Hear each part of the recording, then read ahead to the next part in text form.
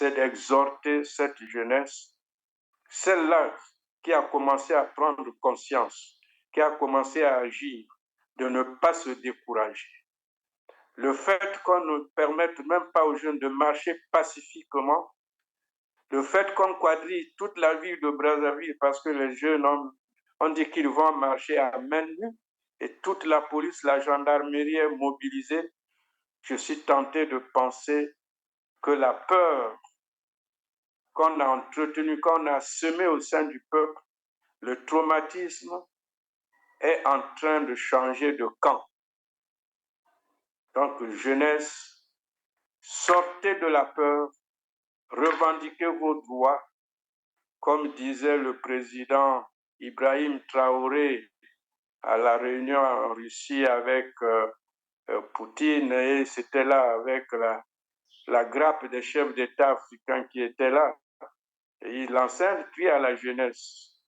Il disait, au lieu d'aller mourir en mer ou dans le Sahel, dans le Sahara, pour aller chercher le bonheur en Europe, allez désormais chercher votre bonheur dans les palais présidentiels, parce que c'est là-bas que notre bonheur est confisqué. Parce que nous avons des ressources, nous avons de l'argent. Où est-ce que ça part? Commençons par demander où part notre argent, les 14 000 milliards. Pourquoi on en parle tous les jours, on revendique, les gouvernants se taisent toujours. Le président de la République, le ministre de la Coopération n'ont pas le droit d'aller céder les terres congolaises par des accords qui ne sont pas soumis à l'approbation, à la ratification du Parlement. J'ai été moi-même au journal officiel parce que je voulais être sûr que ce qu'on crie ici et là est fondé avec l'aide des agents qui travaillent là au journal officiel, un monsieur et une jeune dame. J'ai pris plus d'1 heure avec eux pour chercher ces accords dans le journal officiel.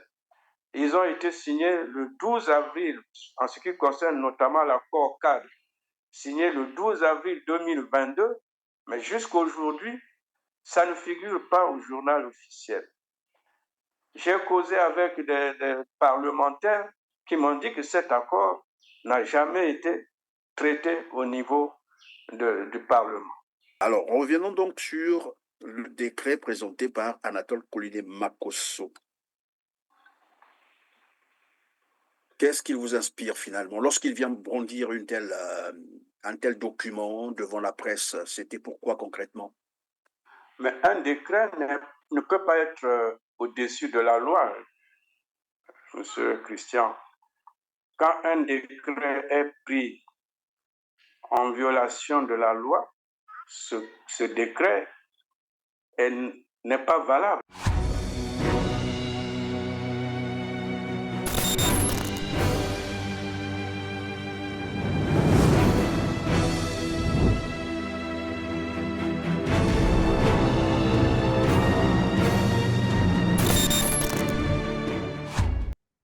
Bonjour mesdames, messieurs, merci de suivre Tel Art TV. Bienvenue dans ce tout autre numéro de Droit de savoir où j'ai le plaisir de recevoir de nouveau sur ce plateau Jean-Pierre Anyangoy, président du Parti du Peuple, ancien secrétaire exécutif des aires protégées d'Afrique centrale. Bonjour Jean-Pierre. Bonjour Christian Perrin. C'est plus qu'un plaisir de vous avoir encore sur R7 et merci de votre disponibilité pour les questions d'actualité sur le Congo-Brazzaville. Nous allons passer en revue quelques promesses d'Anatole Colinet Makosso, l'actuel Premier ministre du Congo-Brazzaville, qui, en début d'année 2022, promettait une caisse d'assurance maladie universelle. Est-ce que le 1er juillet, ce sera prêt ou pas encore? Le 1er juillet, nous sommes en train de travailler maintenant sur l'informatisation du système et la mise en état des hôpitaux, des établissements de santé, parce qu'il faut que ces établissements de santé répondent à un certain nombre de critères. C'est le travail qui est en train d'être fait, mais nous avons foi qu'en 2023, nous réussirons à poser les bases d'un système d'assurance maladie.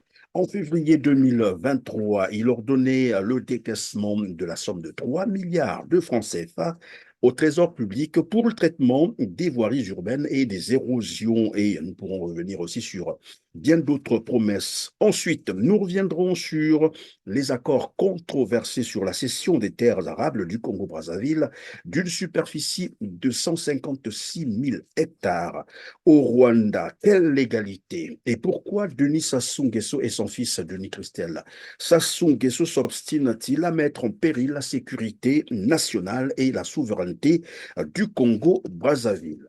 Mais avant, commençons par où est-ce que nous sommes là, au nord du pays, où depuis le 11 avril dernier, une jeune Congolaise de 27 ans, mère d'une fillette de 2 ans, a été prise en otage par son compagnon d'origine camerounaise qui exige aux parents de la fille une rançon de 500 000 francs CFA, sensiblement 760 euros. Je ne suis pas en train de rigoler.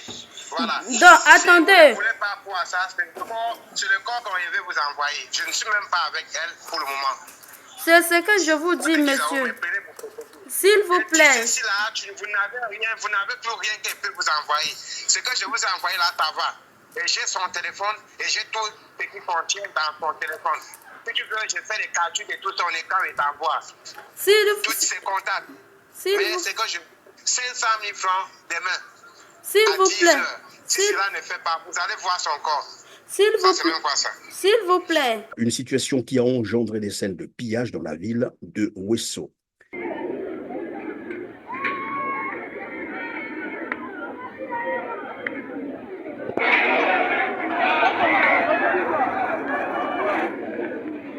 Qu'en sait-on de plus à la date d'aujourd'hui? Merci Christian, c'est une question effectivement d'actualité qui se passe à Ouesso, dans la Sangha. Ici à Brazzaville, on l'a suivi par les ondes et plus particulièrement sur les réseaux sociaux parce que comme vous savez, nos médias nationaux et surtout publics transmettent rarement des informations qui concernent la vie du peuple et en temps réel. C'est surtout à travers les réseaux sociaux et parfois par personnes interposées quand on a des relations des parents ou amis qui habitent dans la zone. On a essayé d'avoir des contacts par téléphone et par ces voies, j'ai personnellement été informé qu'il y a eu ce fait que vous avez énoncé, mais avec une certaine nuance, on dit qu'il y avait réellement 2 filles qui ont été enlevées. Il y a une qui serait morte et l'autre était encore détenue. Et les enleveurs réclamaient cette rançon de 500 000 ou 1 million pour restituer le corps de celle qui est morte et celle qui est encore en vie. Alors, et les scènes de pillage qui en ont suivi, vous pouvez constater avec moi que c'est des cas extraordinaires. Je peux dire, depuis que je vis dans notre pays, on n'a jamais connu un cas de ce genre, d'enlèvement d'une personne, que ce soit femme ou homme ou enfant. Oui, c'est vrai, il y avait eu des enlèvements des enfants à une époque donnée, et c'était encore lié au crime rituel, où on enlevait des bébés à Brazzaville, mais cela il y a longtemps. Mais là, c'est des enfants déjà, des jeunes filles qui sont donc adolescentes, et par des étrangers, de surcroît des ressortissants de la sous-région d'un pays voisin, le Cameroun, avec lequel on a généralement entretenu jusqu'à aujourd'hui des excellentes relations. Ici ou au Cameroun, moi personnellement, j'ai plusieurs fois été au Cameroun, que ce soit à Douala ou à Yaoundé, je me suis toujours senti chez moi. Et je sais aussi que les Camerounais ici chez nous se sont toujours sentis chez eux. Mais on a souvent déploré plutôt le fait que les sujets étrangers, quand ils sont chez nous, ont même plus de privilèges que nous-mêmes les nationaux, ce qui n'est pas le cas quand nous sommes à l'extérieur.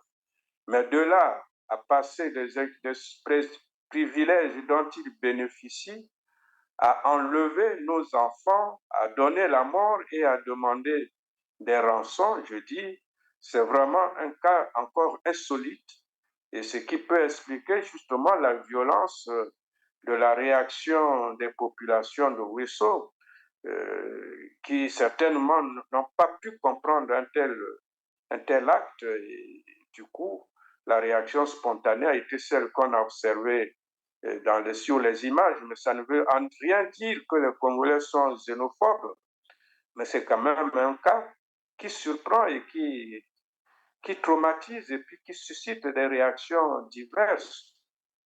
Mais Évidemment, le fait interpelle une fois de plus nos autorités, nos services de sécurité, parce que on a beau dire qu'on ne doit pas être xénophobe, mais ça ne veut pas dire qu'on peut être un pays où les étrangers peuvent rentrer et sortir librement sans aucun contrôle, sans aucune maîtrise, et jusqu'à commettre des crimes sans qu'on puisse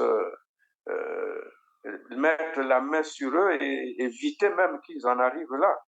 Donc on a une fois de plus un problème d'insécurité qui interpelle nos autorités en général et les services de sécurité en particulier. Évidemment, un couvre-feu a été donc imposé, je crois, depuis hier au niveau de Ouesso. Alors, et donc, si on comprend bien, on est là dans des pratiques qui sont tout à fait étrangères pour les Congolais d'ailleurs, puisque la prise d'otage, comme vous l'avez dit, on a longtemps vécu au Congo, on n'a jamais connu ce genre de pratique, mais c'est comme aussi une autre pratique qu'on a importée, je ne sais d'où, les crimes avec les machettes, où on vient découper les victimes après avoir pris ses biens, au lieu de laisser la personne en vie, ben, on découpe la personne. Et tout ça sont des pratiques qui nous sont venues d'ailleurs, et ça relance finalement le contrôle tout de même des étrangers qui arrivent au Congo. Vous l'avez dit tout à l'heure, les Congolais ne sont pas xénophobes, mais il s'impose quand même un contrôle pour voir qui entre au Congo. C'est un pays, quelqu'un disait, un passoire. Un étranger peut arriver un matin, le même jour, il s'installe, il commence à faire le commerce, personne ne le contrôle, il n'a pas de papier, alors il devient congolais. Voilà. Je crois que ça relance un peu le débat dans ce sens. Non, ce débat, je ne sais même pas s'il s'agit de le relancer. Est-ce qu'on l'avait même déjà lancé un jour? Et si on l'avait lancé, est-ce qu'il a déjà été traité? Donc moi, je dirais plutôt que c'est un débat qui devient vraiment d'actualité. Mais malheureusement, tout ce qui est grave, qui affecte notre peuple, on a des gouvernants qui sont insensibles, c'est comme s'ils ne voient pas, ils n'entendent pas. Et puis, pour eux, la vie est normale et la population subit toutes sortes d'exactions, toutes sortes de supplices. Mais les dirigeants sont là, on ne sait pas pourquoi. On a des administrations qui sont payées par le trésor public, mais dont les résultats de leur travail sont quasiment nuls ou à peine perceptibles. Oui, Jean-Pierre, est-ce que au niveau, par exemple, sur ce volet-là des étrangers au Congo-Brazzaville, n'est-ce pas que la complaisance des gouvernants congolais se justifierait aussi parce qu'ils utilisent ces étrangers lors des élections comme Mais base électorale? naturellement, Christian, ce n'est plus un secret de polichinelle. On sait que la guerre, cette fausse guerre qu'on dit qu'on a gagnée, la guerre qu'on a gagnée contre qui? Mais on sait qu'on l'a gagnée avec des étrangers. Les gagnants, les vainqueurs de la guerre, de la prétendue guerre fratricide, la guerre honteuse, je dirais, de Bon, il faut dire que c'était un 1997. coup d'État, il n'y a même pas de guerre, c'était un Bon, coup d'État le coup militaire. d'État sanglant a été perpétré et a réussi grâce à l'apport ou à l'appui, à l'intervention des forces étrangères, les Tchadiens, les anciens militaires gardes de Mobutu, les Les Rwandais, phases, les Rwandais, les ils étaient Rwandais. venus. Bon, donc voilà les Angolais qui sont venus donner le coup de grâce. Donc on a pris l'habitude d'utiliser les étrangers contre les Congolais. Et la pratique de tuer des gens avec la machette, ça n'a jamais existé chez nous. Mais je crois que c'est des choses qui ont été connues là où il y a eu des génocides au Rwanda, où on pilait même les gens et tout ça, c'est connu que là-bas, il y a eu vraiment de la barbarie. Mais c'est donc pas étrange. Depuis qu'on a hébergé des Rwandais chez nous, c'était d'abord là à Kitele, c'était des exilés. Après, ils sont devenus des combattants. Aujourd'hui, ils sont dans notre armée. Et on veut encore en introduire davantage. Mais je peux dire que ces pratiques ne sont pas natives des Congolais. Ce sont ces pratiques qui viennent de l'extérieur. Donc, c'est le fait non seulement du manque de contrôle sur les expatriés, mais le fait qu'on les a utilisés en faisant le mal par le crime pour Et arriver on au les utilise pouvoir. aussi, Jean-Pierre, dans le business, le commerce. C'est ce qui ressort au Congo. L'économie même informelle est beaucoup plus tenue par des étrangers que les Congolais eux-mêmes, en fait. Et cela s'est d'ailleurs illustré lorsqu'il s'agit de célébrer, je crois, bon voilà, je n'ai rien contre nos amis de l'autre côté, mais dès qu'il y a ces fêtes-là, on constate que tous les marchés sont vides, toutes les Oui, boutiques sont vides et fermées. Ça oui, il y a, démontre à suffisance que les Congolais n'ont aucun contrôle sur leur économie, sur leur commerce. Et c'est tenu par les étrangers. c'est triste, Christian, cette scène de la journée de la fête des frères ouest-africains ici. Il y a une jeune Congolaise qui a fait même une vidéo qui est passée sur les réseaux sociaux pour montrer comment la plupart des magasins, des commerces de Brazzaville et certainement de Pointe-Noire et de toutes nos villes étaient paralysés parce que tous les frères ouest-africains, musulmans pour la plupart, avaient fermé et on ne pouvait plus acheter quoi que ce soit. C'est vraiment grave. Et ça me fait penser à l'arrivée de Yombi au pouvoir au temps du CMP, où il avait voulu justement essayer de rééquilibrer cette situation en privilégiant les nationaux. Avec Bon, la j'étais création des BSM, c'est comme ça qu'on appelait ça. voilà. Et je ne sais pas, on dit chasser hein, le Le naturel. diable par le naturel, il revient et ils sont revenus. Et aujourd'hui, ils sont plus forts. Il n'y a plus que les Ouest-Africains. Par secteur d'activité, il y a les Libanais qui contrôlent tout ce qui est pastisserie, tout ce qui est l'immobilier, les Mauritaniens, ils ont... Et Et curieusement, même les boulangeries sont contrôlées par les oui, étrangers. Et nous apprenions exactement. dernièrement que même l'armée est fournie par des étrangers, c'est-à-dire fournie en pain, c'est-à-dire le pain est fabriqué par les étrangers pour alimenter nos soldats à nous. On imagine un Voilà. peu, si on veut faire mal à l'armée congolaise, on peut passer par là, et puis voilà. Donc ça rejoint certainement cette déclaration également honteuse que je dirais de trahison. Quand déjà le président, notre président, va déclarer au Rwanda et peut-être ailleurs que les Congolais sont des paresseux, Et par reçu, ça veut c'était au dire Rwanda, dans la oui. même logique qu'on ne favorise pas les Congolais, même quand ils veulent exercer le commerce, même quand ils veulent créer des petites entreprises, ils ne sont pas encouragés. Mais les expatriés, quand ils arrivent, ils ont toutes les facilités du monde. Mais on dira, oui, ils ont certainement la tradition de commerce, mais en plus de cela, ils obtiennent ici, chez nous, des facilités qu'un Congolais n'a jamais obtenues. Un jour, je vais vous raconter aussi une petite anecdote. Je venais du Gabon et je rejoignais le Congo par route via le Haut-Ogooué et puis la cuvette ouest dans un véhicule. Et il y avait à mes côtés un jeune Sénégalais. Dès qu'on est rentré au Congo, il s'est exclamé, ah, c'est fini, je me sens maintenant chez moi. À Brazzaville, à Poto-Poto, on se balade comme on veut. avec mes frères sénégalais, les Guinéens, tout. On n'est pas embêté. Alors au Gabon, on était contrôlé partout. On est contrôlé, mais au Congo, on peut rester là-bas même 5 ans, 10 ans, on n'est jamais contrôlé. Ah bon, Donc, c'est très intéressant ça. Et pour terminer, évidemment, sur ce volet, je voulais simplement rappeler, c'est des faits qu'on a vus, hein, et je crois que ça continue jusqu'aujourd'hui, c'est des pratiques à déplorer, c'est que nombreuses sont ces boutiques tenues par, évidemment, des expatriés, comme vous l'avez dit, pour ne pas citer les nationalités, et les taxis d'ailleurs, qui appartiennent aux étrangers, et dans ces taxis ou dans ces boutiques, ou dans certains commerces, il faut le dire comme ça, vous remarquerez qu'il y a souvent des photos,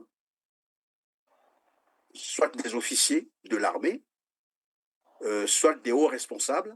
Et alors, donc, ces photos-là font office de récépissé des impôts, c'est-à-dire quand quelqu'un arrive, même s'il est venu pour vérifier si le monsieur paye ses taxes, ses impôts et autres, on lui montre la photo et dès qu'il voit la photo, il sait que ici il ne faut pas toucher. oui, Christian, ça c'est un cas, une illustration. Mais il y a une autre encore que je peux aussi mentionner. Souvent, je voyage. Quand je rentre de l'extérieur, je vis souvent ce scénario à l'aéroport, des gars qui arrivent, vieux, femmes ou jeunes, surtout qui viennent de l'Afrique de l'Ouest. Mais quand ils arrivent, c'est triste de constater des colonels, des commandants qui viennent les accueillir avant Au pied même de l'avion même. Oui, oui, on l'a vu. de l'avion ou à la sortie de l'avion, avant d'arriver au poste de contrôle. Ce sont des officiers de notre armée ou de la police qui les accueillent pour les faire passer. C'est triste. C'est vraiment C'est triste. triste. On a des sérieux problèmes. Voilà, alors, quelqu'un Bref, Oui, Jean-Pierre, vous disiez? oui, bref, je dis, nous essayons de décrier ça et de dépeindre. Mais l'objectif ici, ce n'est pas pour nous lamenter, mais c'est plutôt pour interpeller les autorités. Et je crois qu'ils connaissent ces problèmes, mais jusqu'à quand on va le tolérer? Ce n'est nullement être xénophobe. On ne peut pas dire que les Sénégalais ou les Gabonais sont outre mesure xénophobes parce qu'ils contrôlent les étrangers chez eux. Aujourd'hui, dans la sous-région, c'est vrai, on a maintenant la libre circulation, mais un Congolais ne peut pas rentrer au Gabon comme ça, sans avoir des pièces attitrées. Il y a la libre circulation, mais il faut avoir un passeport en bonne et due forme. Tu ne peux pas rentrer au Gabon, que ce soit par route ou par avion. Mais c'est la même chose au Cameroun. Mais je disais tout à l'heure que quand je suis au Cameroun, je me sens chez moi, mais je suis en règle. J'ai un passeport en bonne et due forme. Je vais là-bas pour faire des missions. Et je loge dans un hôtel, et tout. Mais et ceux qui viennent ici chez nous, ils ne sont pas contrôlés. Ils sont pas du tout contrôlés. Parce que encouragé par, évidemment, j'allais dire, le système en place, bien entendu. Alors, nous allons passer à un autre volet. L'année 2024 a été déclarée année de la jeunesse. Il se trouve que des jeunes Congolais ont voulu s'organiser pour manifester parce que finalement, ils ne comprennent plus. Ils ont voulu manifester pour interpeller le gouvernement sur la situation des jeunes. Mais on apprend finalement que ces jeunes sont soit interpellés, ils sont menacés au téléphone, d'autres parfois sont même arrêtés. Qu'en est-il concrètement?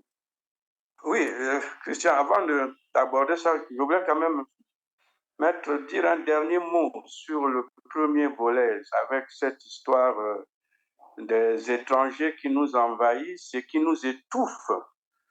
Je vous en prie, oui. Récemment, il y a eu un communiqué du ministre du Commerce qui s'est rappelé qu'on a une loi qui détermine les activités réservées aux nationaux. Alors, pourtant, cette loi a toujours existé. Le commerce à l'étalage. Voilà. Et pas seulement ça, il y a bien d'autres. Donc, je souhaiterais, maintenant on a parlé de ça, on a relancé ce communiqué, mais qu'en est-il? Quels sont les effets? J'ose espérer que ça ne va pas encore être un effet d'annonce, une incantation, et puis après, on revient à la case départ. Depuis qu'on a fait passer ce communiqué, j'ai l'impression que c'est fini, on s'est encore retombé dans les oubliettes. Donc, je voudrais saisir cette occasion pour relancer quand même cette idée que si cette loi existe et si elle a été rappelée, il faut bien qu'elle soit appliquée, surtout que cette année de la jeunesse qui voudrait qu'on crée des emplois pour les jeunes, je crois que le gouvernement a tout intérêt à appliquer cette loi pour trouver quelques niches d'emploi pour les jeunes. Donc, ceci étant, c'est un peu une transition pour venir à la situation des jeunes qui devaient manifester le 11 avril. Ce sont des jeunes d'associations qui ne sont pas politiques. Hein. Ils sont des jeunes vraiment apolitiques. Leur intérêt, c'était partir du rond-point de Mungali pour aller à la primature, pour passer un message au chef du gouvernement, pour lui rappeler le message du chef de l'État qui déclarait 2024 année de la jeunesse et qu'un trimestre était déjà passé. On ne semblait pas voir les choses bouger, il ne semblait pas voir les choses bouger. Et ils ont écrit régulièrement à la préfecture pour informer, pour donner l'itinéraire, mais curieusement, le 5, la marche devait avoir lieu le 11, mais le 5, à Pointe-Noire, il y a un jeune qui était en train de diffuser l'information pour appeler les jeunes à se mobiliser le 11. Ce jeune a été interpellé à Pointe-Noire. J'ai même, je crois, son nom quelque part. C'est un jeune qui s'appellerait... Oui, c'est le jeune Dikabou Dieter qui a été interpellé le 5 avril avant la marche et qui est resté détenu à la CID jusqu'au 12 avril, c'est-à-dire le vendredi, et n'a été libéré que le samedi 13. Et d'après les informations que j'ai eues, même sa voiture personnelle a été confisquée jusqu'à présent. Même après l'avoir libéré, sa voiture a été confisquée. Et ce jeune reçoit tous les jours des appels de menaces de mort pour avoir voulu sensibiliser les jeunes pour aller à la marche. Et pourtant, il y a l'article, pardon Jean-Pierre Anyango, il y a l'article 25 de la Constitution qui garantit la liberté d'expression sous quelque forme que cela soit. Exactement, j'en venais. Donc le 11 maintenant, le jour de la manifestation, le jeune leader, certainement qui était le principal organisateur de la mobilisation, Balou Castellin Cédric, a été interpellé le matin même de la manifestation alors qu'il s'apprêtait à aller au rond-point de Mungali. Il s'est vu interpellé, barrer la route par un véhicule de la BGR et on l'a pris brutalement, on l'a immobilisé dans la voiture. Bref, on l'a traîné de commissariat en commissariat jusqu'à ce qu'il termine sa journée dans les geôles de la CID pour n'être libéré que le lendemain, le temps d'avoir donc dissipé cette marche. Et entre parenthèses, toute la ville de Brazzaville, le 11, était quadrillée par la police. Toute la ville de Brazzaville était quadrillée par la police le 11 avril à cause de cette marche. Alors que l'article 25, comme vous l'avez si bien dit, de la Constitution, l'article 27, je le lis, l'État reconnaît et garantit dans les conditions fixées par la loi les libertés d'association, de réunion, de cortège et de manifestation. Ça, c'est l'article 27 de la Constitution. Et l'article 30 dit l'État reconnaît à tous les citoyens le droit au travail et crée les conditions qui en rendent effective la jouissance. Donc, ces jeunes, en allant manifester pour revendiquer l'emploi, n'étaient qu'en train d'appliquer les dispositions des articles 27 et 30 de notre Constitution. Ensuite, pour marcher, ils ont informé les autorités. Leur responsabilité, c'était d'encadrer la manifestation et non pas de l'empêcher. Auquel cas, c'est eux qui violent la loi, ce ne sont pas les jeunes. Oui, finalement, donc on se retrouve face à des gens qui ont voulu ou qui ont modifié qui ont violé la Constitution pour proposer une autre. On sait dans quelles conditions il y a eu des morts. Voilà, ils ont marché sur des corps pour imposer une nouvelle Constitution, mais qu'ils n'arrivent plus à respecter eux-mêmes. Oui, et là encore, j'ajouterai un autre article de la loi, l'article 11, dit toute personne arrêté est informé du motif de son arrestation et des droits et de ses droits. La personne humaine est inviolable. Nul ne peut être arbitrairement accusé, arrêté ou détenu. Ça, c'est l'article 9 de la Constitution. Mais en vertu de quel délit ces jeunes-là ont été arrêtés et détenus jusqu'à une semaine? C'est criard. Et avec ça, on dit que nous sommes dans un état de droit. Quel est cet état de droit qui viole gracieusement les articles les plus élémentaires à respecter? Donc, on n'est pas dans un pays de droit. En levant on est reparti finalement dans c'est devenu finalement un État policier, le Congo-Brazzaville. C'est un État policier, c'est un État dictatorial, purement et simplement. Purement et simplement. On va passer à un autre volet pour gagner le temps, Jean-Pierre. Alors, depuis pratiquement 3 semaines, l'affaire sur la cession des terres congolaises d'une superficie de 156 000 hectares au Rwanda suscite des vives réactions au milieu congolais qui voit un acte de pillage et de haute trahison. Anatole Koliné Makosso, l'actuel Premier ministre congolais, a tenté de s'expliquer devant la presse, brandissant un décret présidentiel portant autorisation d'occuper une réserve foncière du Congo par le Rwanda. Alors nous savons qu'un décret, par nature, est un acte réglementaire qui fait partie, bien sûr, des pouvoirs réservés au pouvoir exécutif par la Constitution. Alors ma question, est-ce que ce décret respecte-t-il la loi fondamentale?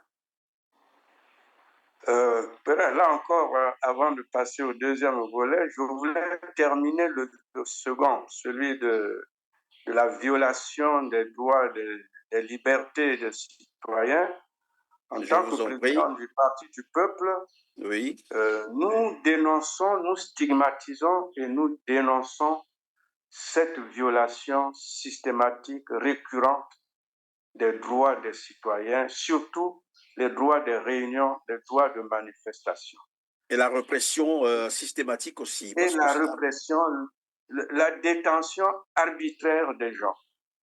Nous souhaitons vivement que les autorités de ce pays, si vraiment ils pensent que le Congo est un état de droit, elles doivent se ressaisir et permettre aux citoyens de jouir de leurs droits constitutionnels, cette constitution même qui a été appelée ou initiée par ceux qui dirigent ce pays en ce moment.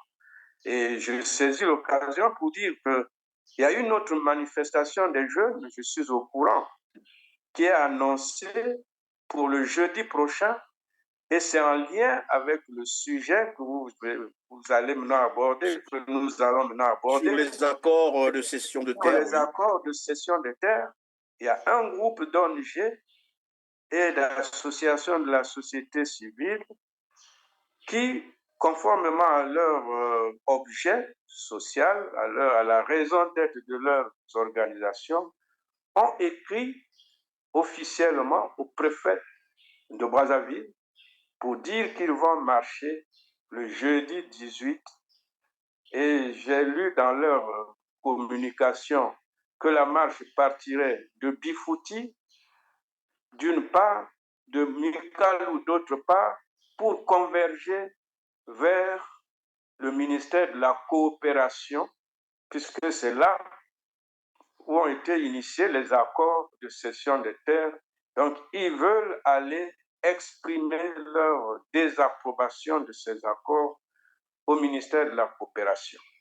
J'espère, et ils demandent dans leur lettre que la préfecture saisisse les autorités de la gendarmerie et de la police pour encadrer leur marche. Voyez-vous, une démarche purement citoyenne, mais telles que les choses se sont passées très récemment et se passent généralement, il ne sera pas étonnant que ces jeunes-là soient également reprimés le jeudi prochain et peut-être d'autres vont se retrouver encore à la CID. Alors c'est là encore... Oui, mais le disons, Jean-Pierre, le disons, puisque vous parlez d'une marche de désapprobation de ces accords de cession des terres du Congo au Rwanda, et sur ce sujet, je me rappelle la question qui avait été posée à Denis Sassou Nguesso alors qu'il était au Rwanda, bien sûr, au sujet, bien sûr, de ces accords. Un journaliste rwandais lui avait posé la question de savoir, mais que dites-vous de la désapprobation, évidemment, de la population congolaise sur ces accords. La réponse de Denis Sassou Nguesso a été de dire les Congolais n'ont encore rien compris. My question is about this investment between this agreement between Rwanda and Congo. There are some people who criticize this partnership, saying that it is unreliable. And I want to hear from you. What do you say about it? I don't think it is any clearer. Bon, mais il s'agit certainement de personnes qui n'ont rien compris, que ce n'est pas crédible. Donc, il s'agit de gens qui n'ont pas compris. Bon, on va toujours leur expliquer. Tout le monde ne peut pas comprendre au même moment. Nous allons continuer d'expliquer, mais à notre niveau, les choses sont très claires. Christian Perrin, c'est désolant, très désolant, ce genre d'expression ou de posture d'un chef d'État. Oui, mais ma question, dans le même sens, pendant que vous répondez, ma question c'était de savoir, alors lorsqu'il disait qu'ils finiront par comprendre, est-ce que c'est pour leur imposer par la force, par la répression, les arrestations, les intimidations, pour que les Congolais capitulent finalement? Ou bien il prendra le temps d'expliquer aux gens, d'expliquer aux députés, au Sénat, aux sénateurs, j'allais dire, le bien fondé de si vraiment cela aussi existe, ces accords, ou bien il va passer en force comme il a l'habitude de le faire. Mais c'est ce que ça veut dire, Christian Perrin, parce qu'un chef de l'État qui se dit ou qui se reconnaîtrait qu'il a été élu par un peuple devrait savoir qu'il a des comptes à rendre à son peuple.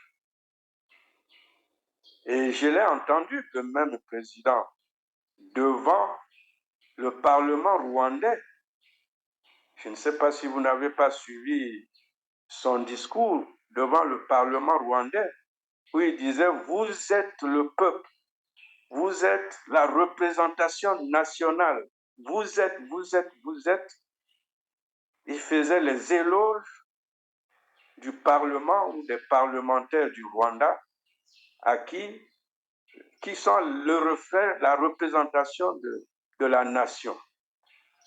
Mais est-ce que, en répondant à cette question, comme vous l'avez dit, Est-ce qu'il a une considération pour son peuple?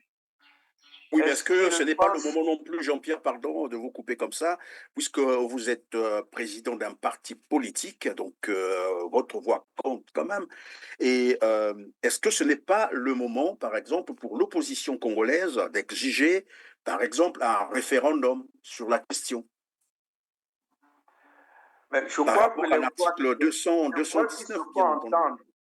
Les voix qui se font entendre ici et là, aussi bien au niveau de la population sur le terrain, à Mouyonzi, dans le Poul, dans le Niari et dans les quartiers de Brazzaville, je crois qu'il y a quelques dirigeants des partis politiques qui se sont déjà exprimés sur cette question. Ils disent tous la même chose, que les terres appartiennent au peuple. Et que sauf Pascal Tsatsi Mabiala. J'allais chuter par là parce que Tsatsi Mabiala est peut-être le seul de nous, politiques, et le seul dirigeant aujourd'hui qui pense que l'État a le droit de faire des terres domaniales ce qu'il veut.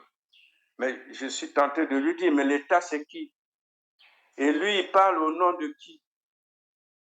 Il se fait prévaloir député de Mouyonzi, d'une circonscription électorale de la Bouenza où justement les terres sont expoliées. Et là où finalement les populations ont contesté évidemment la présence des Rwandais, curieusement. Alors si les députés viennent de là-bas, c'est bien dommage. Et lui, soi-disant chef de file ou chef de l'opposition nommé par décret, dit qu'il fait la distinction entre les terres ancestrales ou les terres, il a utilisé les terres coutumières et les terres de l'État. Donc il dit ce ne sont pas les terres coutumières qui sont touchées, ce sont les terres de l'État. Donc l'État a le droit de faire ce qu'il veut. Mais une fois de plus, je dis, mais l'État c'est qui? Et pourquoi les populations élisent les députés? C'est pour aller défendre ce qu'il appelle les terres de l'État. Ce sont les terres de la nation congolaise, donc de tous les Congolais. Ce n'est pas les terres du président de la République. Ce n'est pas les terres du clan du président de la République. Ce sont des terres de tous les Congolais. L'État gère les terres au nom et pour l'intérêt de tous les Congolais. Donc, il n'a pas le droit. On peut tout de même lui concéder la liberté d'opinion, d'expression. Mais est-ce que vous vous sentez finalement trahi par, évidemment, sa posture actuelle sur cette affaire de cession de terre, puisque vous êtes à l'opposition? C'est le chef de l'opposition, le chef de file de l'opposition. Moi, en tant qu'opposition, si vous ne l'avez pas mentionné, j'avais déjà relevé ça dans mes notes des points que je devais dénoncer, stigmatiser. J'ai été surpris, ahuri d'entendre ça avec une certaine légèreté de la bouche de celui qui est déclaré comme chef de l'opposition à laquelle mon parti et moi-même appartenons. Heureusement qu'il y a d'autres partis de l'opposition, comme le président Ngavé qui a tenu une conférence de presse très récemment, et avec le pape, nous sommes dans l'Alliance pour l'alternance démocratique en 2026. Dans notre alliance, nos partis pensent que le président de la République, le ministre de la Coopération n'ont pas le droit d'aller céder les terres congolaises par des accords qui ne sont pas soumis à l'approbation, à la ratification du Parlement. J'ai été moi-même au journal officiel parce que je voulais être sûr que ce qu'on crie ici et là est fondé avec l'aide des agents qui travaillent là au journal officiel, un monsieur et une jeune dame. J'ai pris plus d'une heure avec eux pour chercher ces accords dans le journal officiel. Ils ont été signés le 12 avril, en ce qui concerne notamment l'accord cadre, signé le 12 avril 2022, mais jusqu'à aujourd'hui, ça ne figure pas au journal officiel. J'ai causé avec des parlementaires qui m'ont dit que cet accord n'a jamais été traité au niveau du Parlement. Et pourtant, les Rwandais viennent déjà sur le terrain, sont déjà venus plusieurs fois sur le terrain, ont commencé même à labourer les terres et à faire déguerpir les Congolais sur les terres soi-disant de l'État selon Mabiala, mais pourtant les populations revendiquent.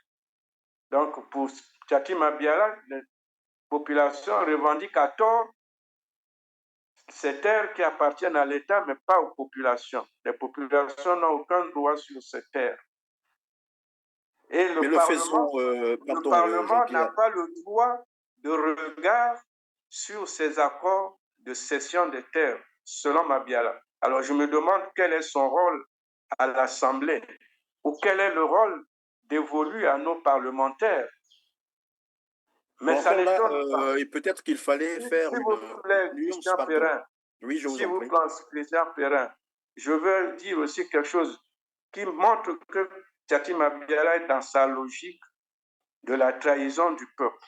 Parce que dans la même conférence de presse qu'il a délivrée, au cours de laquelle il a évoqué le fait que les terres qui sont cédées ne sont pas les terres des coutumières, dans la même interview, Tchati Mabiala a déclaré, en faisant allusion à son conflit avec le président de l'Assemblée, pourquoi le président de l'Assemblée ne reconnaissait pas, lui avait manqué du respect et ne reconnaissait même pas que lui, en tant que chef de l'opposition, sur des questions sensibles touchant à la souveraineté nationale, il a voté oui, là où, avec raison, un opposant devait voter non.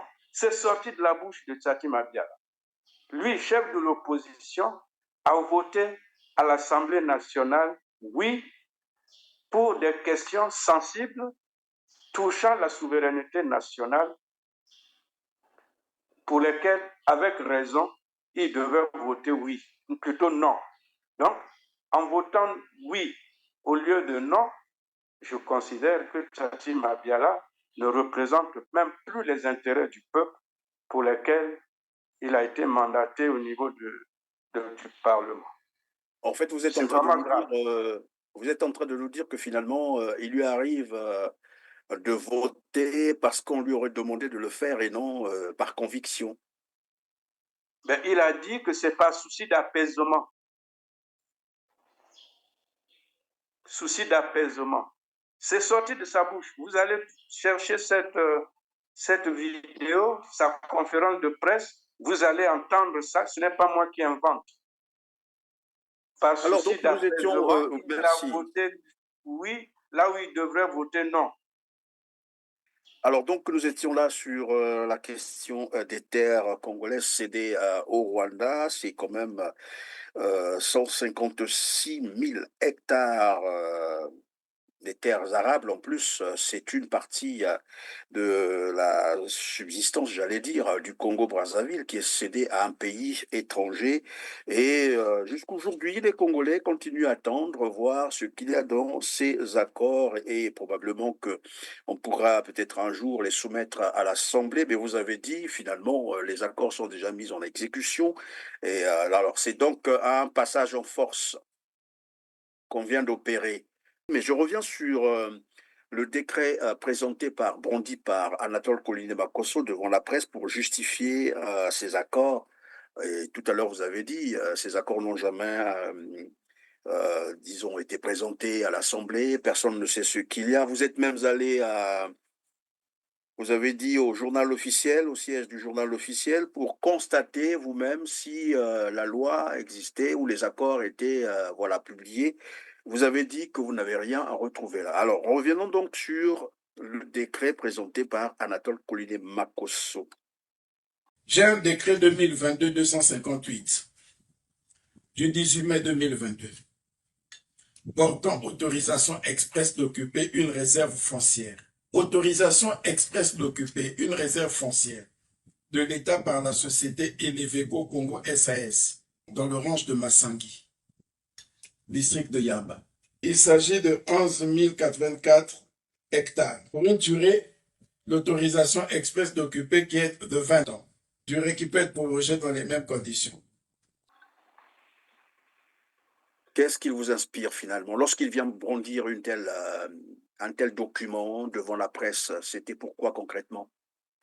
Mais un décret ne peut pas être au-dessus de la loi, Monsieur Christian. Quand un décret est pris en violation de la loi, ce décret n'est pas valable, n'a pas de validité. Nul et non Il faut maintenant que ce décret s'appuie sur une loi. Or, quand nous parlons des terres, je me réfère ici à l'article 125 de la Constitution qui dit « sont du domaine de la loi ». Bon, je ne cite pas tout, hein, il y a, entre autres, l'autorisation de ratification des traités et accords internationaux. Donc, la ratification des traités et accords internationaux relève de la loi. Ça ne peut pas être un décret. L'organisation de la défense et de la sécurité. Il semble aussi que dans ces accords, il y a des accords de défense. De défense, oui. Le régime domanial et foncier, le régime des ressources naturelles. Et je crois qu'ici, nous sommes en plein dans des questions qui touchent au régime foncier, domanial et foncier et au régime des ressources naturelles. Et lorsqu'on cède une partie, quand même 980 km², ce n'est pas une parcelle de 200 mètres carrés ou de 1000 mètres carrés. Ce n'est pas 5000 mètres carrés. Mais je crois que par un décret, on peut autoriser l'occupation provisoire d'un espace. Moi-même, j'ai eu des cas comme ça où un de mes enfants voulait occuper un espace, par exemple, à côté du stade Massamba Débat, pour créer un aire de jeu.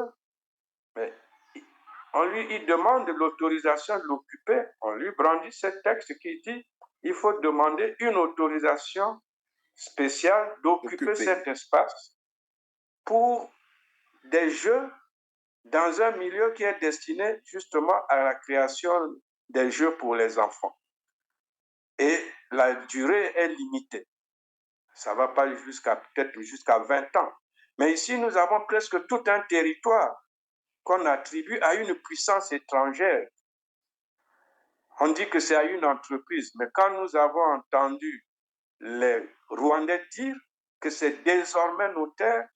Entre le 4 et le 8 mars de cette année, certains membres du secteur privé du Rwanda ont visité le Congo-Brazzaville et ont découvert les 2 terrains qui appartiennent désormais au Rwanda avec une superficie combinée de 980 km². Ils n'ont pas dit qu'on nous a prêté des terres, qu'on nous a dit de jouir pendant 5 ans ou 10 ans, mais ils disent que ce sont désormais nos terres. Alors, est-ce que ce sont les Rwandais qui ont mal interprété la loi ou les textes? Mais le fait que ces textes ne sont pas publiés, je parle au journal officiel, ça veut dire qu'il y a anguille sous roche. Et plusieurs parcelles comme ça attribuées à soi-disant à des entreprises, mais en plus, quand on fouille, on recule, on dit que c'est le fonds de souveraineté rwandais. Donc, c'est l'État rwandais. Mais est-ce que les Congolais ont la même possibilité d'aller occuper des terres aussi importantes au Rwanda? Parce qu'il devrait y avoir une certaine réciprocité en la matière. Or, ici... Oui, évidemment, c'est la question que les Congolais se posent, dans tous les cas, des accords controversés, mais même si ces accords étaient légaux, qu'en tireraient les Congolais, finalement? Absolument rien, Christian, parce qu'ils viennent pour eux. Ils ne viennent pas pour les Congolais. Le monde des affaires au Congo-Brazzaville nous a réservé un accueil chaleureux et s'est dit impatient de travailler avec nous pour satisfaire le marché local, régional et au-delà, à travers le port de ce pays, le reste du monde. Je remercie donc le président de la République d'avoir travaillé et fait en sorte que nous obtenions ces terres, tout en veillant à nos intérêts, comme il le fait toujours. Je crois que sur notre dernier plateau, j'ai plus ou moins évoqué ça, que ce n'est pas aux Rwandais de venir faire l'agriculture pour nous. Mais plus loin, c'est que sur ce qu'on leur attribue, ils ne sont pas censés seulement exploiter la superficie, la surface, mais ils pensent même exploiter même le sous-sol.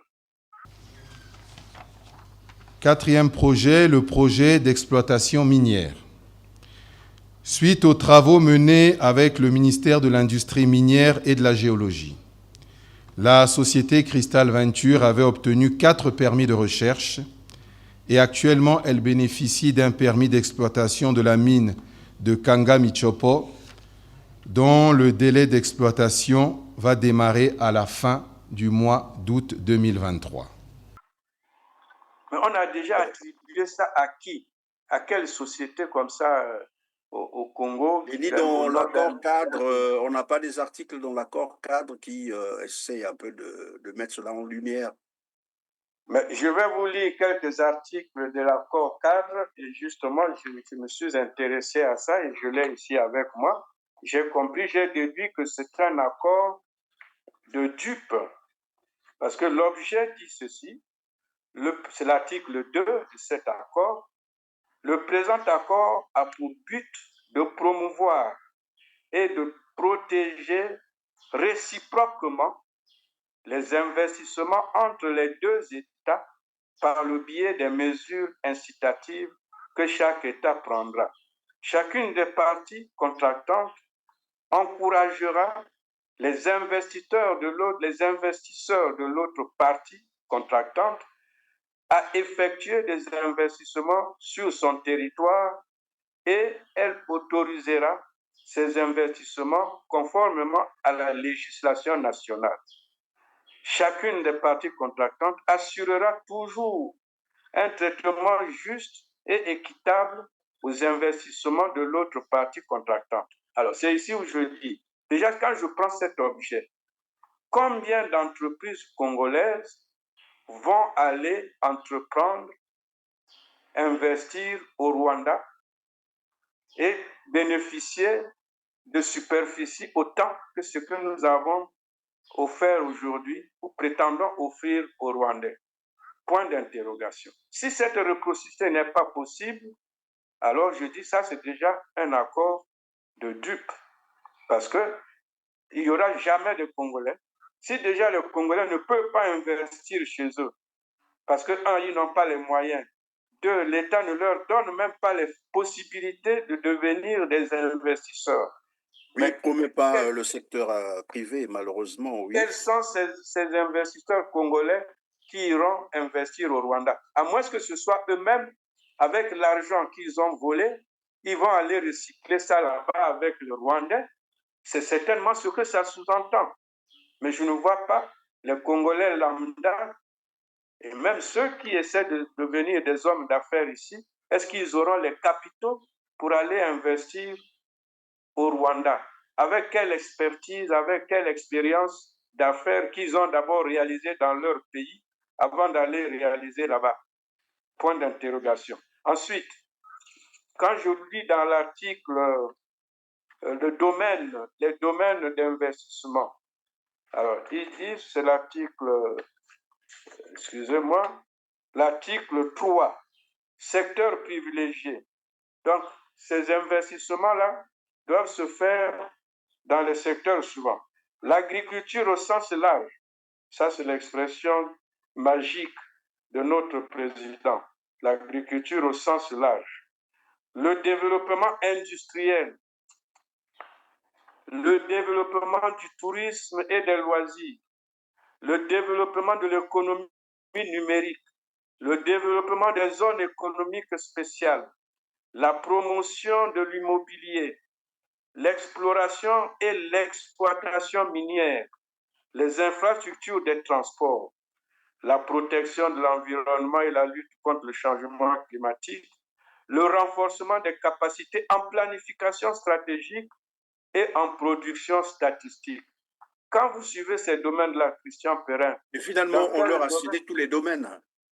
Oui, et dans ces domaines-là, quel est le domaine où il y aura des investisseurs congolais qui vont aller investir au Rwanda? Puisque eux-mêmes ils disent que les Congolais ne connaissent pas faire l'agriculture.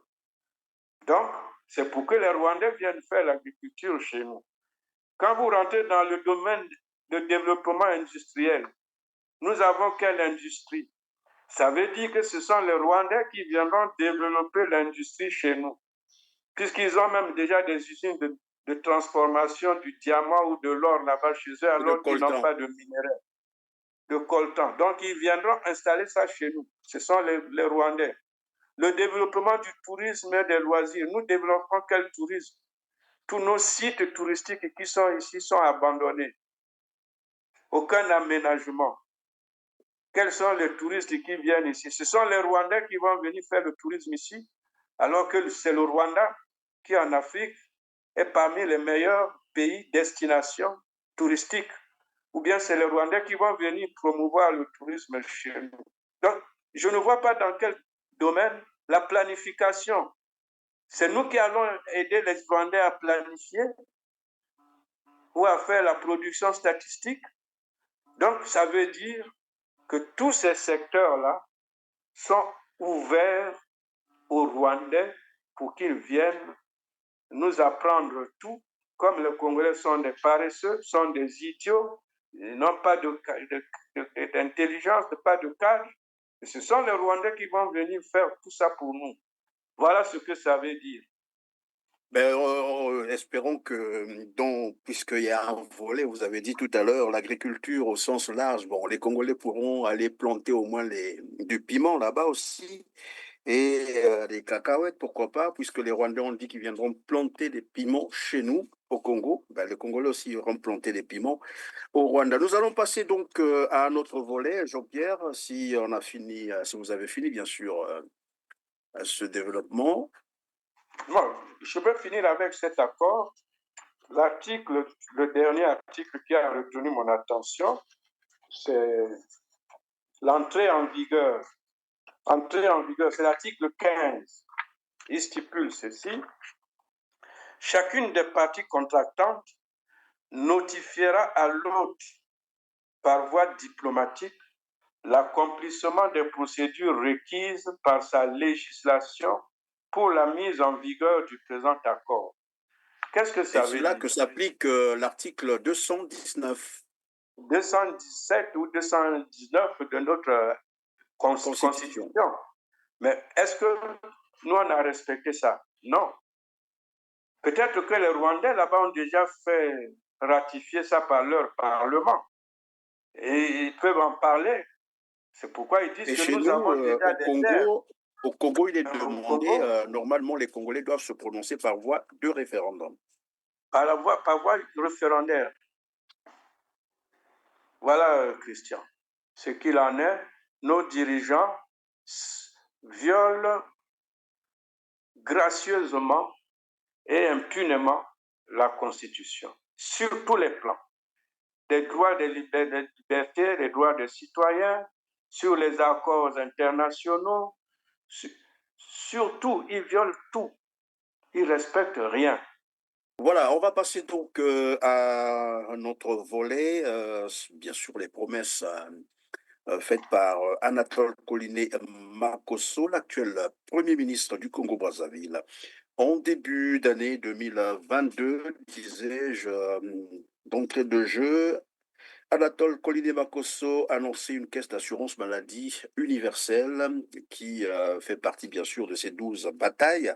Assurance maladie universelle qui serait opérationnelle en juillet 2022. Nous sommes déjà en 2024, en avril 2024, 2 ans après. Que peut-on retenir de cette promesse? Certes, quelqu'un me disait, les promesses n'engagent que ceux qui y croient. Oui, bien sûr, Christian, vous avez bien dit, les promesses n'engagent que ceux qui croient. Parce que moi, je déplore toujours, surtout les jeunes, quand je les vois qui sont nombreux, qui continuent à applaudir le président Sassou, et même le Premier ministre Colonel Makosso, il y en a qui disent que c'est un brillant Premier ministre, qui fait l'effort, et on ne reconnaît pas. Lui-même, il pense qu'il travaille. Tout le temps, il dit que le gouvernement est en train de travailler. Il fait des promesses, mais quand les Congolais disent qu'on ne voit pas les résultats, ils trouvent que c'est de la mauvaise foi.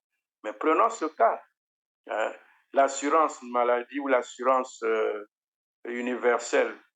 Ils ont commencé, même semble-t-il, ils avaient demandé aux gens de se recenser, de commencer à faire des prélèvements sur les travailleurs, y compris les conducteurs des taxis et tout le monde, parce que ça devait entrer en vigueur. Mais que je sache, Christian, je suis ici au Congo, je ne pense pas que cette assurance soit déjà entrée en vigueur. Je n'ai pas encore vu quelqu'un qui a dit qu'il bénéficie maintenant de l'assurance universelle. Donc, ça reste encore une promesse et il y a toujours encore des gens qui y croient et qui attendent. Alors que c'est une des plus grandes batailles, bien sûr, sur la liste des 12 batailles. Les 12 batailles de colonel Makosso. Je crois que celle-là, en tout cas, elle n'est pas encore gagnée. Peut-être qu'il se bat encore, mais elle n'est pas encore gagnée. Les résultats ne sont pas encore visibles. C'est comme la restauration de l'autorité de l'État. Il n'en parle plus, hein. La restauration de l'autorité de l'État, à quel niveau il se trouve? Qu'est-ce qu'il a restauré? Avec, bien sûr, avec tous ces scandales financiers, les scandales financiers, les problèmes d'insécurité, le peuple est obligé de se faire justice lui-même. Où est l'État? Où est l'autorité de l'État? Bon, comme ça, on peut continuer. Il a promis aussi payer la dette intérieure. Oui. Parmi les bénéficiaires de la dette intérieure, j'en suis un en tant que retraité. On nous doit près de 40 mois d'arriérés de pension. Tantôt, on dit non, on va payer à la caisse, à la CCA. Tantôt, on dit non, on va virer par la CREF. Et résultat, rien. Non, on va commencer à payer. Pardon, Jean-Pierre, il avait promis le début de paiement courant premier trimestre de l'année 2024. C'est juste une précision pour qu'on essaie de bien évaluer, parce que là, le premier trimestre 2024 est déjà presque derrière nous. Oui, mais pour les étudiants, c'était même depuis l'année 2023 qu'il avait promis. Ça n'a jamais été payé pour les arriérés de bourse aux étudiants. Maintenant, le reste de la dette intérieure, les retraités, les entreprises nationales attendent toujours. Et qu'en est-il pendant ce temps? Oui, qu'en est-il, j'allais dire, pardon, vous allez continuer, qu'en est-il du traitement des voiries urbaines et des érosions? Parce que là, évidemment, une enveloppe de 3 milliards avait été promis être décaissée pour traiter les érosions dans Brazzaville. À quelques mètres de cette avenue principale, c'est une érosion en progression rapide qui avance tel un géant dans une cité des fourmis. C'est déjà cassé, c'est descendu. La maison a déjà des fissures. Sur son chemin, elle a déjà englouti plusieurs maisons. Ludovic vient de perdre ses 2 boutiques comme les autres. Impuissant, il voit sa maison partir. C'est le seul bien matériel qui peut venir au service de l'État. Ça, c'est tuer le peuple. Parce que quand tu perds tout, tu as la famille, tu vas aller où? Par émotion, tu peux mourir. Il n'a nulle part où aller.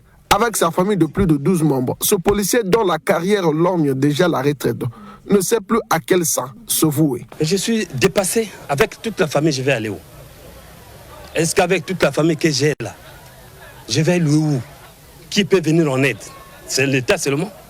Regardez une très grande maison comme ça. Je vais aller où? Moi, je dis ceci. L'État doit nous reconnaître que les peuples ont en train de souffrir. La faute ici est rejetée sur le dos de la société Socofran, qui pourtant avait entrepris des travaux de construction de canalisations d'eau. Jusqu'à ce jour, sans HIV. Ils sont devenus le principal calvaire pour ces populations vivant dans ce quartier du 8e arrondissement. La Socofront, quand il était venu réhabiliter le goudron, il a fait les petits caniveaux. En faisant les petits caniveaux, l'eau ne supportait pas. Ça a commencé à casser. Et nous seuls, on s'est battu, on a semé même les bambous de Chine. Ça là, c'est en 3 jours. Voilà, tout est parti. Toutes ces maisons-là sont rasées. Voyez vous-même. Bon, nous avons un gouvernement. Le gouvernement a un coordonnateur. C'est notre père de la nation. Est-ce qu'aujourd'hui, si le président tape la main sur la table, que mes enfants pleurent, ça là, ça sera résolu. Avec ces pluies qui s'abattent des orgues dans nombreux quartiers de Brazzaville, à l'instar de ce quartier Massengo, vivent la même situation. Les populations interrogent, est-ce une négligence des pouvoirs publics ou son indifférence face à leur détresse?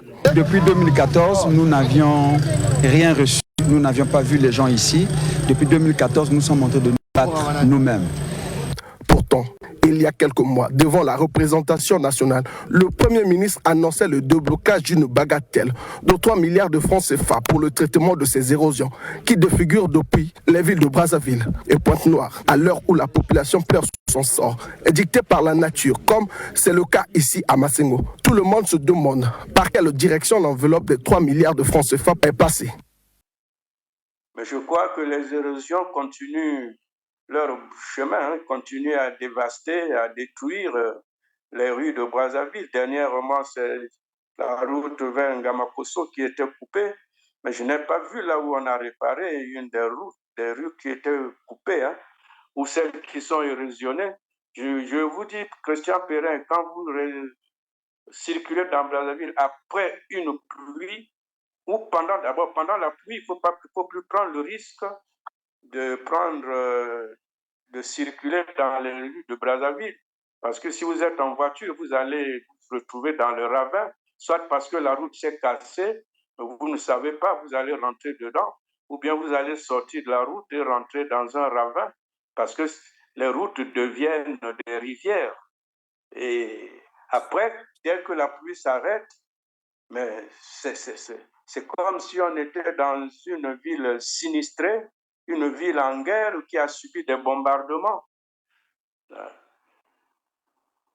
Et on ne voit nulle part où on est en train soit de construire de nouvelles routes ou d'entretenir les anciennes.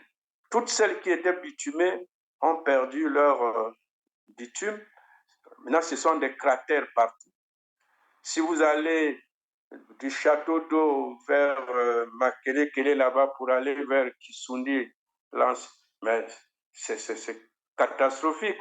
Vous allez de Mikalou pour aller vers Kombo, c'est un embouteillage à ne pas finir, pas parce que il y a trop de voitures, mais c'est parce que les voitures ne peuvent pas rouler normalement. C'est des trous.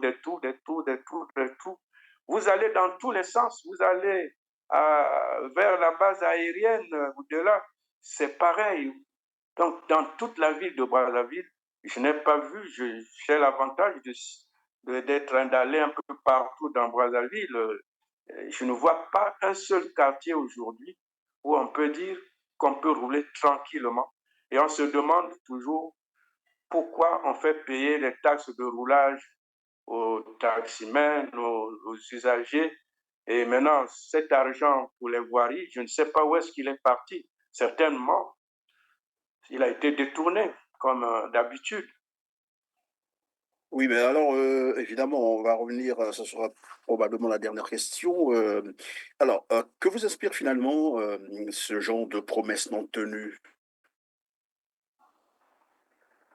Du mensonge, démagogie, distraction? Mais c'est ancien, on dit que la promesse n'engage que ceux qui les écoutent, mais en réalité, la promesse, ou plutôt les promesses non tenues, donnent au peuple et aux citoyens, et en particulier aux intellectuels, aux élites nationales, l'idée de ceux qui nous dirigent. Est-ce que réellement ils méritent d'être appelés dirigeants? Est-ce qu'ils méritent d'être nos dirigeants? Moi, je dis non. Et ils n'ont pas honte. Et ils mentent tous les jours, chaque année, et dans chaque discours, même devant le Parlement. Ce qui est aussi regrettable, c'est que ces mensonges sont même faits devant le Parlement et les parlementaires sont silencieux. Et quand il y a quelques rares qui interviennent, on ne leur accorde que très peu de temps et souvent, quand ils ne sont pas satisfaits de la réponse, ils n'ont même plus la possibilité d'insister parce que le Premier ministre ou le ministre est protégé. Mais Oui, ce qui est c'est une encore plus stratégie. grave, Christian, c'est que Oui. pendant qu'on déclare, on fait des promesses comme ça, sur des questions qui touchent à la vie des citoyens et qu'on ne peut pas réaliser, on annonce des enveloppes qui sont décaissées ou qui ne sont pas décaissées. Si c'est décaissé, donc c'est détourné, ça ne va pas là où c'est destiné. Si ce n'est pas décaissé, ça veut dire que l'argent n'est pas sorti, mais et pourtant, l'argent rentre au trésor. Le prix du baril du pétrole, depuis bientôt un an, sinon un peu plus, se maintient au-dessus des $80, va jusqu'à 90, frôle les $100, alors que le budget de l'État a été élaboré sur $60. Et le Et donc, il y a un surplus, gap, oui, il y a un surplus, le l'argent là. surplus devrait permettre de résoudre un certain nombre de problèmes tout en payant même la dette. Mais curieusement, Christian Perrin, les dernières informations à ma disposition montrent que notre endettement a encore galopé au lieu de diminuer pour se rapprocher de 70%, qui est la norme acceptée dans notre zone économique, mais on est encore en train de nous approcher de 100% du PIB. Mais Oui, c'est la où question va que j'allais vous poser parce que c'est très intéressant. Où va l'argent alors? Où Il va faut qu'on l'argent? s'arrête un peu à ce niveau-là.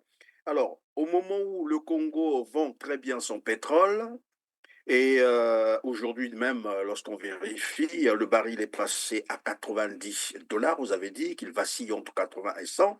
Donc, le Congo vend bien son pétrole, l'argent entre en foison. Et c'est à ce moment-là que le gouvernement continue probablement à s'endetter, puisque vous avez dit que la dette galope encore. Et toutes les promesses qui ont été faites, c'est sur la base d'un budget. Je suppose qu'il y avait de l'argent, il savait qu'il y avait de l'argent qu'on devait décaisser pour réaliser toutes ces promesses, mais malheureusement non tenues. Et donc la question, c'est de savoir où va tout cet argent qui entre au Congo. Là, nous parlons du pétrole, il y a également le bois, il y a le port, il y a des impôts, il y a beaucoup d'argent qui entre au Congo. Où va tout cet argent finalement? Christian, c'est vraiment un casse-tête et c'est ça qui fait que les gens se demandent quel est ce peuple qui est le nôtre. Est-ce qu'on a des dirigeants réellement qui aiment leur pays? Est-ce qu'on a un peuple qui a des élus qui le représentent? Est-ce qu'il y a des élites dans ce pays? Parce que je ne peux pas m'expliquer, je ne peux pas répondre à votre question, Christian. Je me pose la même question, où va l'argent? Mais la réponse est simple.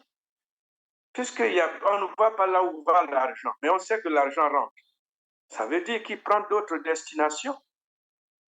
C'est certainement l'argent que les gens vont aller investir au Rwanda en application des accords de promotion des investissements. Les Rwandais vont venir investir ici et eux, ils vont aller investir au Rwanda ou ils vont donner cet argent aux Rwandais pour que les Rwandais viennent investir ici.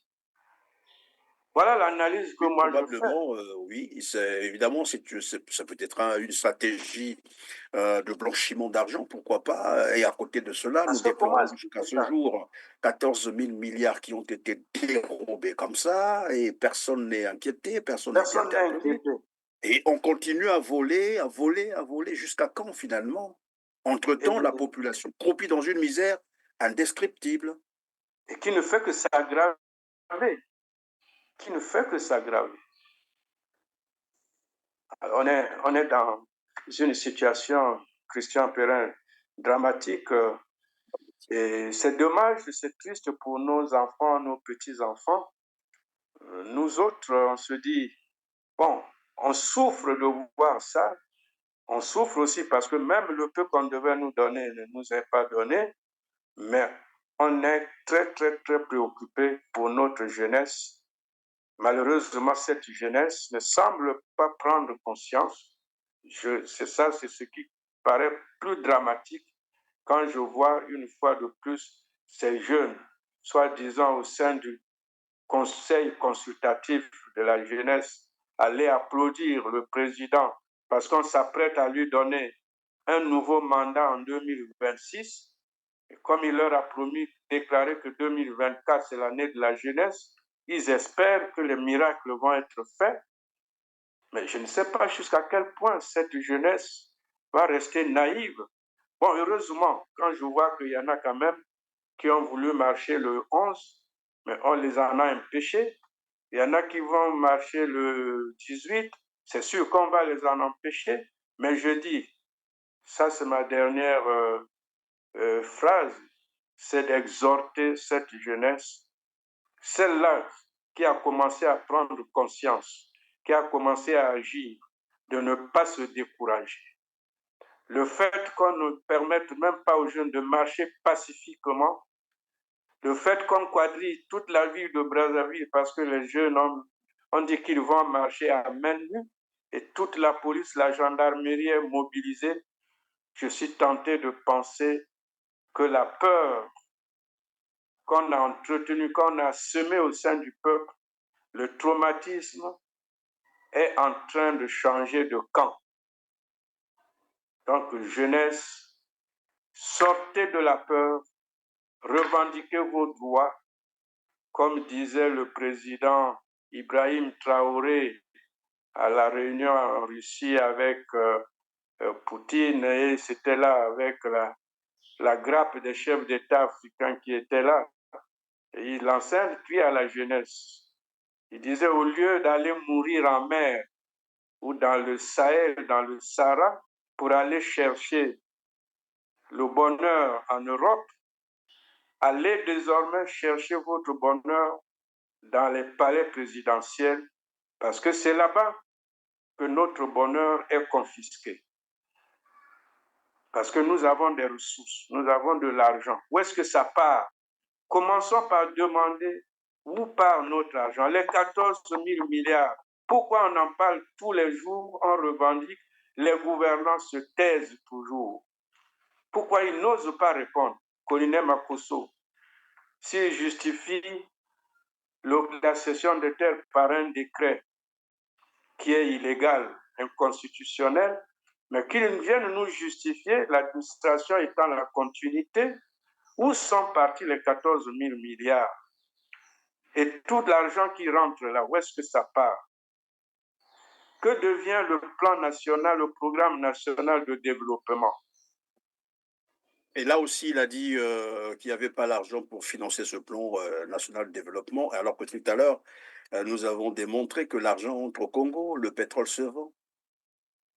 Alors, à quoi ils servent, ces gouvernants? À quoi ils servent?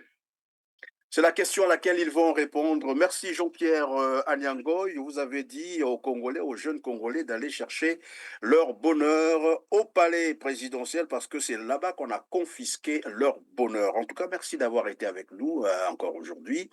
Merci d'avoir été disponible, mais surtout d'avoir répondu à nos questions. C'est la fin de cette émission, mesdames, messieurs. Vous avez été les meilleurs de nous avoir encore choisis aujourd'hui. Mais comme d'habitude, n'oubliez jamais de cliquer sur le petit pouce en l'air juste en bas de cette vidéo et de partager massivement pour nous aider à atteindre un plus grand nombre de téléspectateurs. Nous aimons aussi vous lire en commentaire. Cela nous fait énormément plaisir. On se dit au revoir et à très bientôt. Merci. Au revoir, Christian.